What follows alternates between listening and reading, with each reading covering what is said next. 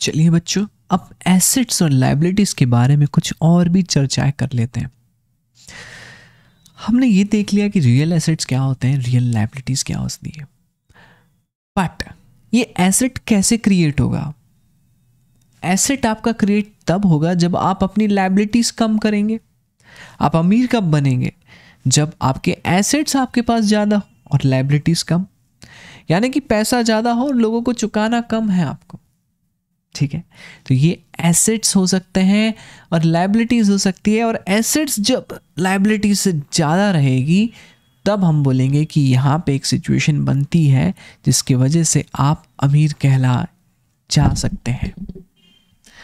To create asset, we need to cut down our liabilities, like buying books by not eating out, as eating junk food is a liability. मान के चलिए आपको रोज़ की pocket money मिलती है 100 rupees. वो 100 rupees से या तो आप रोज़ जंक फूड्स खा सकते हैं, पिज़्ज़ा वीज़ा ऑर्डर कर सकते हैं, या फिर आप पैसे बचा के एक नई किताब खरीद सकते हैं। नई किताब खरीदना भी क्या है? एसेट है, क्योंकि ये एसेट के माध्यम से ही तो आप आगे चल के पैसा कमाएंगे। जी हाँ, you can create assets by saving money regularly in piggy bank and by always prioritising your needs over your wants. ठीक है, तो आप हमेशा अपने सेविंग को, पैसे को सेव कर सकते हैं। ठीक है, अगर आप गुल्लक मेंटेन करते हैं तो गुल्लक में आप पैसा डाल सकते हैं। ठीक है, और उसके साथ ही साथ आप उसे पैसा सेव करके आगे जो विशेष पूरी करना चाहे वो विशेष पूरी कर सकते हैं। और अच्छी विशेष पूरी करें, अच्छी कहने का मतलब ऐसा कुछ खरीदे जिसकी वजह से आपको आगे फ्यूचर में इनकम हो सकती है। जी हाँ, तो मैं आपको एक एक्सरसाइज देता हूँ, अपनी डायरी में लिखिए। क्या लिखेंगे कि आप अगर सेव कर लेते हैं पैसा तो आप क्या परचेज करेंगे, या फिर क्या आपका गोल है। आपकी सबसे फेवरेट कोई आइटम, उसे लिखिए। वो कितने का आता है उसे लिखिए। उतने पैसे सेव करने के लिए आपको कितने दिन पैसे सेव करने होंगे उसे लिखिए। ये एक्सरसाइज ज़रूर करना और मम्मी पापा के साथ भी शेयर करना। Yes, so do you remember when does one become rich? हाँ, इससे आप क्या अंदाज लगा सकते हैं? जब आपके एसेट्स ज़्यादा होंगे लायबिलिटीज से तो आप हमेशा रिच ही कहलाएंगे। फाइनेंशियल आईक्यू आपका अच्छा होगा। When do we earn a profit? Yes, if the income is greater than expenses then the difference between this two is called profit. अच्छा, प्रॉफिट क्या होता है? प्रॉफिट मतलब क्या होता है? जो भी आपने पैसा कमाया है और वो पैसा कमा के जो भी खर्च किया है, वो खर्चा माइनस करने के बाद जितना पैसा बचा वो आपका प्रॉफिट कहलाता है।